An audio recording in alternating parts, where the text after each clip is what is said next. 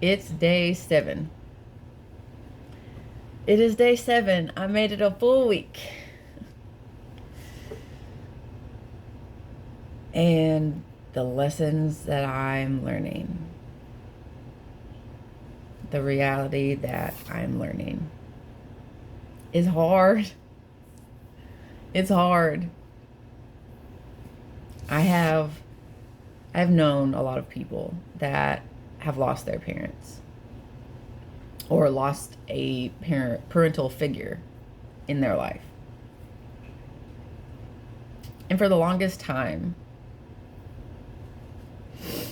especially when it was like a male parental figure, I would always say, I really wish that I could swap you. I would gladly give up my father to take the place of yours. That was always my thing. Like, I wish I could put my father in their place so that they could keep theirs. Because I knew that my father was not a good person to me, or to my mother, or to my siblings for a while. And when I talk about my siblings, it is literally because I was there and I saw it. I cannot speak on my siblings' experiences. We had 3 different sets of parents. When you have more than one child, you get different sets of parents along the way. So they have a different set of parents than I do. So I try really hard not to bring them in, which I know is probably another reason that makes it sound like it's all about me. It's just I can't speak on their experiences. I can speak on what I saw, but I cannot speak on their experiences. But we have different sets of parents. So the parents that I'm talking about and I'm speaking on are the parents that I experienced.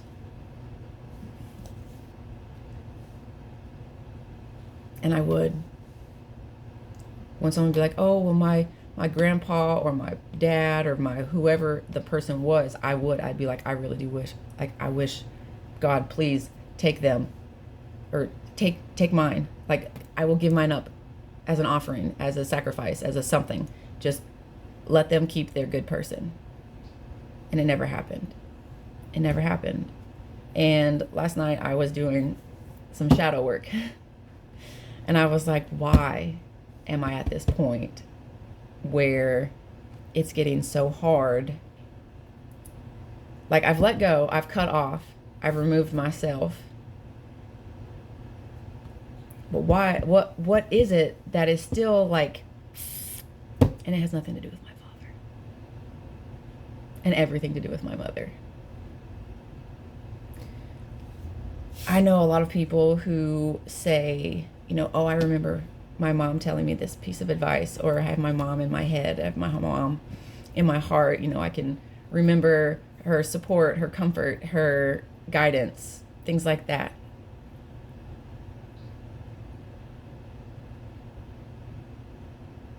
I don't have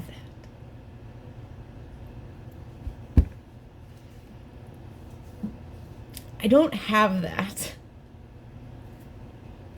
My mom's voice is not in my head. It's my father's voice. And when it's not my father's voice, it's mine. But I know that it's him, not me. I don't have my mom's voice. I don't have support and guidance from her. Do you want to know why? Because she was silent in my life.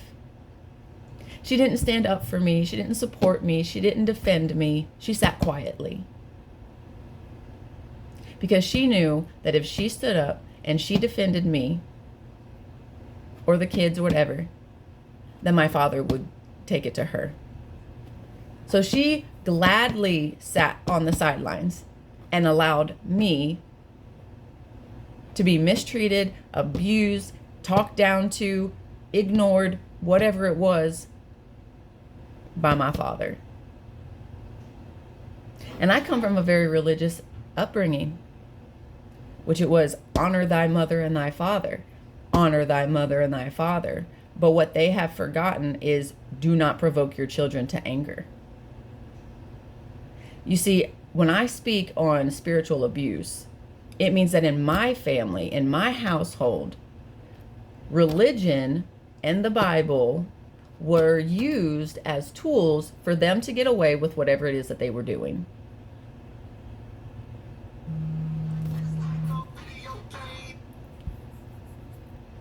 hold that thought. Sometimes you got to answer a call. But yes, spiritual abuse was definitely, or religious abuse, whichever you want to fall under, was definitely something that was used to get away with things. It wasn't like followed directly, because in my household, the substance abuse was not your normal typical substance abuse. It wasn't alcohol and drugs. It was food and TV. Gluttony was in my house. So much so, because my father was a big man. Always. He ate his feelings. Like, I get that. Like, I understand why he did it. I'm just letting you know, like, the substance abuse in my house was food and entertainment. Basically, like, TV, puzzles, whatever. And I would point that out because one of the 7 sins, one of the 7 deadly sins is gluttony. So much so that I created a love-hate relationship with food. I became anorexic at a very, very, very, very, very young age. Literally because I did not want to be the size of my parents. Mainly my father. I'm not blaming them for my decisions. I'm explaining why I felt they were the right thing. When you have been raised backwards, when you have been raised on abuse, manipulation, toxicity on a consistent basis, just so they can get away with what they want to do. I was raised in that do as I say, not as I do household. That's not how things work. That's not how things work. You have to lead by example. Especially if you are in a position where you are helping other people, or you are preaching or leading other people. It is not as a do as I say, not as I do kind of thing. You have to walk the walk and talk the talk. So when I say that I'm undoing and unlearning things in my development that are in my body, my nervous system, and you want to sit there and tell me that I'm wrong and that I'm the problem, the only reason I'm the problem is because I'm speaking truth on their lies and they're mad about it. I'm speaking truth on their lies, and it's undoing the lifetime of acts and facades and shows that they have worked really, really hard to set in place. That is the truth. So yes, there have been times where I used words and things that you didn't think that were necessary, kind, or whatever. And yeah, they weren't the kindest of things. But when you are facing your abuser because you feel like you have to, there is a certain level that will be brought to the table. Period. Now, you can excuse it. You can give all the reasons, all the whatevers about it. But it comes down to the nitty-gritty truth. And sometimes the truth isn't pretty. I'm here to tell you what needs to be heard, not what you want to hear. I'm not that person. I'm not going to feed you sugar on a spoon. I'm going to feed you truth. I'm going to feed you reality. Not fake shit. That's not me. That's not me. It never has been me. I talk the truth, the reality, and I am here showing you the multiple levels that those fall under. Because we're all here doing the same damn thing. But if you mistreat me or you abuse me and then I call you out on it and you want to deflect it and say it was me, or you want to use my reaction to what you did to me, that's reactive abuse. So everyone that's like, oh, I can't believe you said that about your mom. I can't believe you said that about your dad. Well, guess what? They're not my mom and dad. That's my mother and my father by biologicals. By biology. They are DNA genetically attached to me. I didn't get to choose my parents. We never get to choose our parents. We get what we're given. You get what you get, you don't pitch a fit, right? Wrong. In this situation, wrong. I didn't get love, I got fear.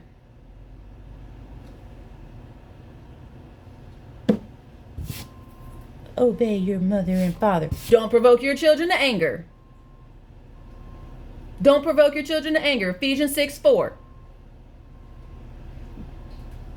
The fuckery, the the psychological shit that I was put through is absolutely ridiculous, and it's preventable. Man of God, woman of God, my ass.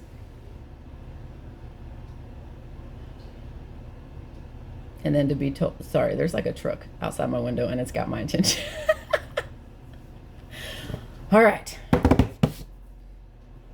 I just wanted to set that out there because it was really frustrating that I didn't have my mother's guidance in my head. Like I didn't have anything because she kept silent. That was her tool. And she learned it from her mother. And I understand why she used it as well, but it didn't keep us safe. It didn't keep us protected. It didn't keep us anything. In fact, it let us get abused more. And you then emotionally abused me after that. So you can say what you want. You can feel what you want. The truth of the matter is the truth of the matter. I'm not sorry. I am who I am, and I'm unlearning what you did to me. I'm unlearning the programming that you put me through. Because I know right from wrong. I've always known right from wrong. But when you have someone telling you, yelling at you, screaming at you, throwing things at you, hitting you to make sure that you do exactly what they say, guess what? You have no other choice. You have no other choice.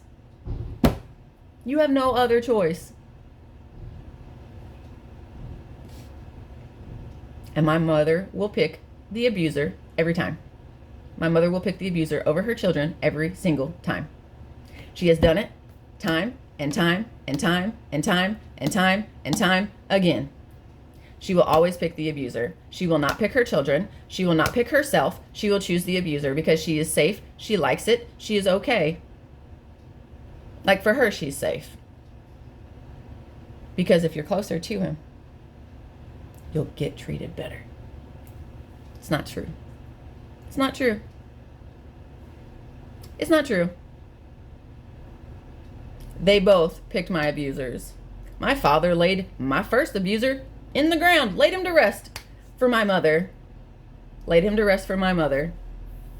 When she had already said that he was dead to her. So if he's been dead to you for this long, why did you have to go to the funeral? Why did my father have to be the one to lay him in the ground? Oh, because no one else would do the funeral. That should have been the icing on the cake. The cherry on top of the sundae. No. I've always just wanted to be chosen by my parents. Especially my mother. But my mother will never choose me. She will choose my abusers over me every single time. And if you think that's a mother, then go right ahead and you can have mine. Because that's not a mother to me. That is not a mother. That is not a mom. Nope. Nope. That's not what a mother does. That's not what a mom does. You don't go back to the abuser. You don't stay with the abuser.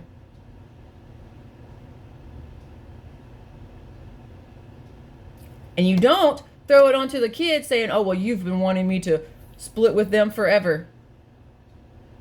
Do you think maybe I was like, hey, can you save me? Hey, help me. This person is hurting me on multiple levels. But you didn't care, did you? No, you didn't. You cared about yourself. You cared about whatever worked for you, staying with the man of power. No, you saw it as me being selfish. Not as a cry for help.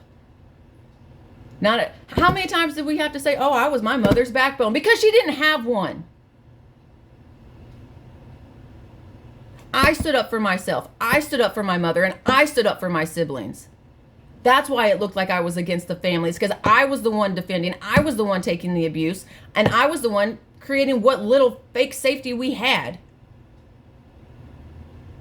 And when you don't create safety inside of a household, they go outside the house for safety.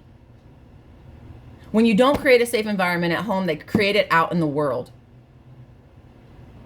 At school, at church, at sporting events, wherever. That's what they do. But you want to put it all on me and say, I'm the reason that I wanted y'all to be separated. No, I was trying to save you too. I was trying to save you too. But you don't want to be saved because you're okay living in the abuse. Your whole entire life you've lived in abuse and you just don't want to leave it. I'm not living life like that. I am not living in abuse anymore. I'm not. And so much so, like the lack of safety, I literally felt so unsafe.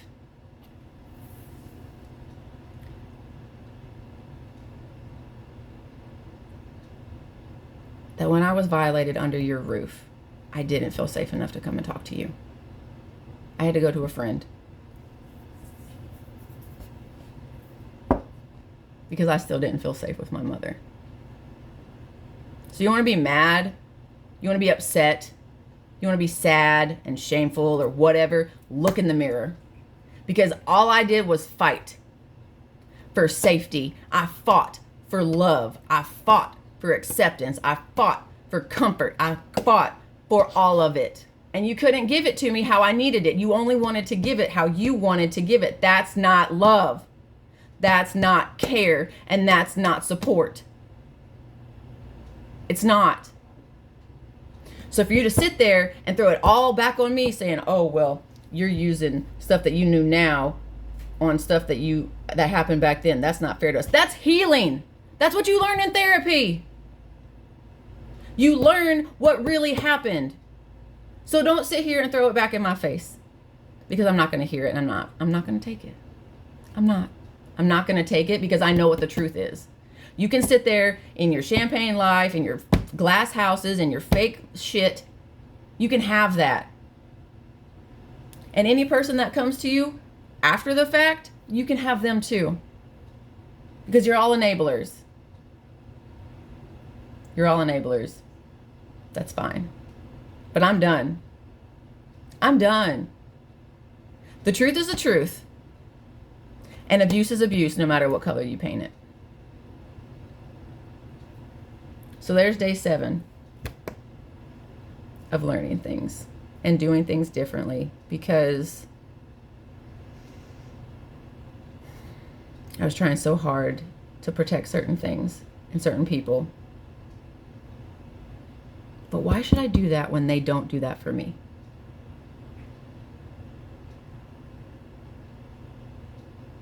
So remember that the next time you want to come at me or anyone else for that matter and say, oh, well, that's your mother. Oh, that's your father. That's the grandparents to your child. They are not safe. And I will not put my child in an unsafe situation.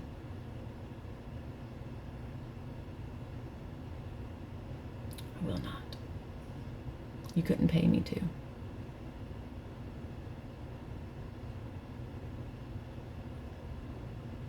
I hope y'all are having a great day. It's a little gloomy, but it's bringing in a cold front, so it'll be a little cooler, hopefully. All right. I love you. Mwah. I hope y'all have a great day. Give yourself love, grace, patience, and remember what the truth is. Mwah.